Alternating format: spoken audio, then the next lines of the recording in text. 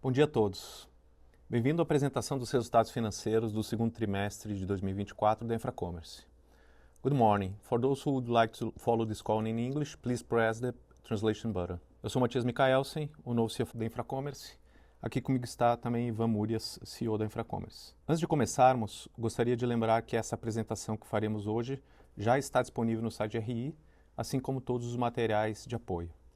Lembrando que esse material pode conter declarações prospectivas baseadas em expectativas atuais e projeções da administração da companhia, assim como alguns dados que não estão no padrão FRS e que não devem ser considerados de forma isolada. Consultem, por favor, o material completo no nosso site. Importante também ressaltar que as declarações desse call estão sujeitas a riscos e incertezas que não garantem eventos futuros. Pedimos que considerem estas e outras informações disponíveis ao avaliar o desempenho financeiro da empresa. Convido a todos a enviarem suas perguntas através do chat e no final do call dedicaremos um tempo para responder a essas perguntas na ordem que foram recebidas. Agradecemos a compreensão e colaboração de todos e agora vamos prosseguir com a análise de nossos resultados. Com você, Ivan. Bom dia a todos e obrigado por estarem conosco para a apresentação dos resultados do segundo trimestre de 2024. Esse foi um período desafiador para a Infracommerce, marcado por uma série de fatores que impactaram a nossa performance financeira. No entanto, esses desafios fazem parte do processo de turnaround que discutimos em nosso último call de resultados. Os resultados que vamos apresentar hoje ainda não refletem o desempenho que eu e a liderança da companhia buscamos para o futuro da empresa. No entanto, eles reafirmam o nosso compromisso com a transparência e com o ajuste de rumo para transformar a empresa em uma organização rentável e geradora de caixa operacional. Continuamos a enfrentar uma queda na receita, impulsionada pela perda de clientes em nossa operação do Brasil no início do ano. Além disso, a revisão da nossa matriz de contratos e a necessidade de renegociar ou encerrar contratos com clientes menos rentáveis também impactaram negativamente a receita. No entanto, essas ações visam melhorar o nosso resultado líquido nos próximos trimestres. Na América Latina, apesar de um desempenho positivo em termos de receita, enfrentamos desafios relacionados ao mix de receita, à inflação, à variação cambial e ao aumento de custos. Um dos aspectos mais significativos desse trimestre foi a reavaliação de nossos ativos, resultando em um impairment de aproximadamente 1,4 bilhões de reais. Essa reavaliação foi necessária devido às mudanças nas condições de mercado e à constatação de que algumas de nossas aquisições não se mostraram tão lucrativas quanto os múltiplos inicialmente pagos. Esse ajuste contábil reflete nossa postura prudente em assegurar que os nossos ativos estejam corretamente avaliados e alinhados com a realidade do mercado atual. Além disso, anunciamos ontem, via um fato relevante, a assinatura de um MOU, de um Memorando de Entendimentos, não vinculante para a reestruturação das nossas dívidas de curto prazo, bem como o standstill vinculante das nossas dívidas bancárias até outubro. Esse acordo demonstra o entendimento, o senso de urgência e o compromisso dessa administração e de nossos credores em buscarmos uma solução definitiva para a otimização de nossa estrutura de capital, que será detalhada a seguir.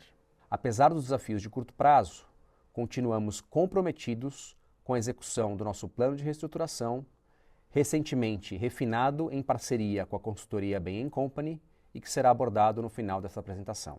Estamos muito focados em reequilibrar nosso caixa, otimizar a estrutura de capital e implementar um turnaround operacional que nos permita aumentar a rentabilidade e melhorar a eficiência em todas as áreas da empresa. Nesse momento, passo a palavra para o nosso CFO e diretor de Relações com Investidores, Matias Mikaelsen, que irá detalhar os resultados. Matias, bom dia, bola contigo. Obrigado, Ivan. Nesse slide, destacamos os resultados consolidados do trimestre e do ano. Falando em receita, temos um efeito relevante de mix de entidades de negócio, com o Brasil apresentando uma queda de 45% no trimestre e 36% no acumulado do ano, vindos principalmente da perda de clientes que já havíamos apresentado anteriormente, assim como o início do efeito da revisão da matriz de clientes, que, conforme o Ivan comentou, melhora o nosso bottom line. Na América Latina, parte do efeito do crescimento do ano vem de um efeito não orgânico, mas também de um crescimento expressivo de same-store sales, que representa um terço deste valor, assim como efeitos de hiperinflação e variação cambial versus o ano anterior. A combinação desses fatores fez com que a companhia tivesse uma queda de 11,6% no trimestre e 5,8% no acumulado ano. O EBITDA ajustado reflete este impacto da queda da receita, assim como a pressão de custos e despesas na América Latina, além do descasamento do phasing das iniciativas de redução de despesas em relação à queda de receita nas operações do Brasil. Em linha com o formato apresentado na última reunião, também trazemos aqui os resultados do EBITDA ajustado pelo efeito de antecipação de receita, CAPEX e aluguel, que refletem de maneira mais realista como a companhia acompanha o resultado operacional e a performance do negócio internamente. Conforme detalhei no último slide, na operação do Brasil, o segundo trimestre continua tendo um efeito da perda de contratos que tivemos no início do ano, combinados com a rescisão de contratos não rentáveis. Esse movimento será sentido também nos próximos trimestres e faz parte do projeto de virada operacional, onde identificamos uma série de contratos deficitários do ponto de vista financeiro. Essa queda na receita é o principal impacto no EBITDA, e no gráfico abaixo fica claro que nossas despesas ainda não refletem todos os esforços de redução que realizamos, como por exemplo, a redução do quadro de diretores, o fechamento de escritórios, a otimização de armazéns, a readequação da estrutura de atendimento e back-office, assim como renegociações importantes com nossos fornecedores. Indo para a América Latina, conseguimos ver um expressivo crescimento de receita que tem um terço advindo do crescimento orgânico e o restante de uma combinação de aquisições, variação cambial e hiperinflação na Argentina. O EBITDA ajustado na região foi impactado negativamente pelo aumento de custos operacionais, um mix de performance de contratos menos rentáveis, além dos mesmos efeitos de moeda e inflação que impactam a nossa receita. A operação de Latam continua focada em melhorar a sua performance na região, otimizando operações e ajustando estratégias dentro do contexto de cada um dos 8 países de atuação. Indo para outras linhas de resultado, a companhia realizou uma reavaliação do teste impairment, que resultou na revisão de fatores que impactaram as projeções de receita, despesa e caixa da companhia. Entre esses fatores estão os valores substancialmente elevados pagos na época da aquisição, mas que se mostraram menos lucrativas do que as expectativas anteriores, combinadas com uma mudança de condição de mercado. Tivemos, por exemplo, a queda significativa na receita gerada pelo churn de clientes relevantes da companhia, atrelada a uma redução do GMV transacionado por alguns clientes que está refletido em EBITDA ajustado menos CAPEX, antecipação e aluguel, apresentado nos slides anteriores. Também fizemos uma revisão detalhada de nossas despesas, dado o novo contexto operacional e que tiveram um impacto importante nessas projeções. O efeito combinado dessa revisão, assim como o índice de endividamento com capital de terceiros e a não geração do caixa, fizeram que tivéssemos um ajuste de 1,4 bilhão no resultado. Passando para o próximo slide, podemos ver que esse foi o principal impacto no lucro líquido, além dos efeitos menores ligados a despesas de reestruturação e um impacto positivo no resultado financeiro devido a menores valores de antecipação e cartões de crédito. Cumprindo com o compromisso de redução e melhor foco na capitalização de investimentos, trouxemos em tecnologia uma redução de 68% em comparação ao ano anterior, totalizando 8 milhões investidos em CAPEX. Além disso, os investimentos em infraestrutura logística também foram reduzidos em 25%, totalizando 3 milhões no trimestre. Indo para o fluxo de caixa, o slide apresenta uma abertura dos 2 primeiros trimestres, sendo que no segundo trimestre o fluxo de caixa operacional foi impactado por uma menor antecipação de recebíveis e pela redução de contratos onerosos, apesar do maior índice de despesas sobre as receitas. No fluxo de caixa de investimentos, tivemos uma performance similar ao primeiro trimestre, quando excluímos o efeito da venda de investimentos que haviam ocorrido naquele período. Na parte de dívidas, o efeito net foi de 49 milhões no segundo trimestre. Indo para o slide seguinte, vemos que apesar da dívida bruta estar em linha com o histórico, nosso caixa foi consumido pelas obrigações de repasse de final do ano, pagamentos de dívida e consumo de caixa na operação. Combinados com o curto prazo de diversas dessas dívidas e os desafios de renegociação com os bancos, a companhia veio trabalhando com as principais instituições financeiras para a elaboração de um plano de reestruturação, que foi divulgado ontem através do Fato Relevante, juntamente com o resultado da companhia. A seguir, o Ivan irá apresentar as conclusões do assessment da Bain Company, como parte da revisão do nosso planejamento estratégico e os detalhes desse MOU divulgado. Com você, Ivan. Obrigado, Matias. Pessoal, durante o segundo trimestre, avançamos significativamente na nossa reavaliação estratégica, o que nos permitiu um melhor diagnóstico da companhia, identificando as suas qualidades, lacunas e alinhando as diretrizes-chave para o futuro.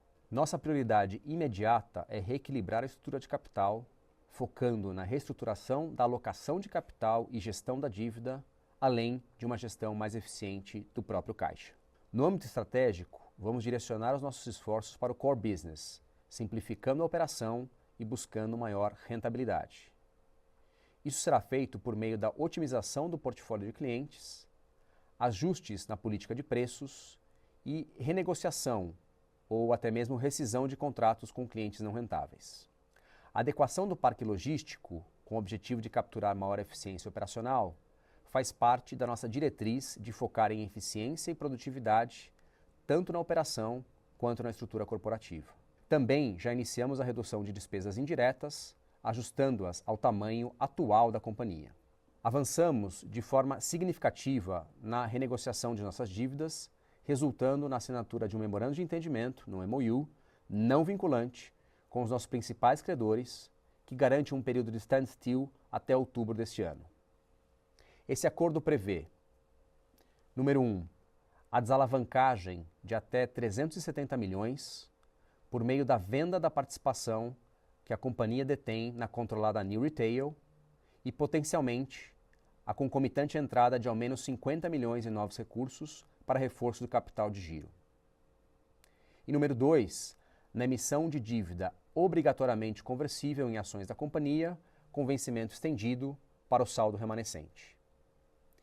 Este foi um passo crucial, permitindo que a administração concentre os esforços na melhoria das operações, especialmente no Brasil, que é a nossa geografia mais desafiadora no momento. Conforme eu mencionei no início da apresentação e em ocasiões anteriores, esses ainda não são os resultados que desejamos apresentar, mas fazem parte do processo de reestruturação e de recuperação da companhia. O lado positivo é que temos clareza sobre o trabalho a ser feito e já conhecemos os benchmarks internos que são aplicados com sucesso em nossa operação na América Latina. Estamos no clássico momento de turnaround. Um primeiro trimestre de diagnóstico, que a gente está terminando e apresentando para vocês hoje. O próximo será de implementação de medidas corretivas e de otimização. E ao final desse processo, começaremos a colher os frutos desses trabalhos. Agradeço a todos pela participação e fiquem à vontade para enviar as perguntas pelo chat do Zoom. Obrigado. Temos uma pergunta do senhor Ernesto Gonzalez, do Morgan Stanley, a respeito dos warrants da companhia. Ernesto, bom dia. Esses warrants ainda estão em abertos, podem ser exercidos até o final desse ano, e essa decisão vai ser tomada junto com o conselho da companhia, acompanhando sempre o preço da ação negociada a mercado. Temos uma pergunta vinda do senhor Paulo Grabowski. O que a nova administração tem a falar para os investidores que compraram o ativo com 1,1 bi a mais de patrimônio? Paulo, bom dia. Eu acho que não cabe à administração fazer nenhum juízo de valor sobre o que foi feito na transação do passado, né? O que cabe a gente junto com o nosso conselho de administração, junto com os nossos auditores independentes, e a partir do trabalho que a gente fez junto com a consultoria Bain & Company, reavaliar quais são as condições de mercado, qual que é o tamanho do mercado, como é que esse mercado projeta crescer para o futuro, quais são os status dos contratos que a gente tinha no passado e, ao mesmo tempo, tomar uma decisão a esse respeito, e essa decisão foi tomada de fazer o ajuste através desse impairment. Então, naquele momento, existiam razões para que esse investimento fosse feito dessa forma, e nesse momento também existem razões para que a gente faça o lançamento não caixa no balanço da companhia. Acho que é esse o racional que a gente seguiu, e a partir desses elementos é que a companhia, juntamente com o seu board, tomou essa decisão. Temos uma pergunta vinda do senhor Renato Ambrosio. Parabéns pelo resultado, e o contrato do Banco do Brasil segue em negociação? Renato, bom dia. Esse contrato foi assinado recentemente. Ele é um contrato que tem uma natureza de marketplace in. A companhia está ganhando alguma atração a respeito do exercício, né, das suas habilidades em gerenciar esse tipo de contrato. Agora, diferente da visibilidade que a gente estava no passado, a gente prefere não comentar, né, nenhum contrato de maneira individual, até para não criar nenhum tipo de expectativa ou nenhum oversell a respeito do futuro. Esse é um contrato que está, né, em fase de amadurecimento dentro da nossa estrutura e a gente não antevê, né, nenhum impacto significativo no resultado da companhia vindo deste contrato de forma individual, muito embora ele segue aqui na régua de amadurecimento e tração, conforme a gente havia planejado anteriormente. Temos um follow-up vindo do senhor Ernesto Gonzalez. Obrigado pela resposta. Existe alguma possibilidade da data limite dos warrants ser estendido? Ernesto, essa decisão vai ser tomada até o final do ano, sem possibilidade de extensão do prazo anteriormente anunciado.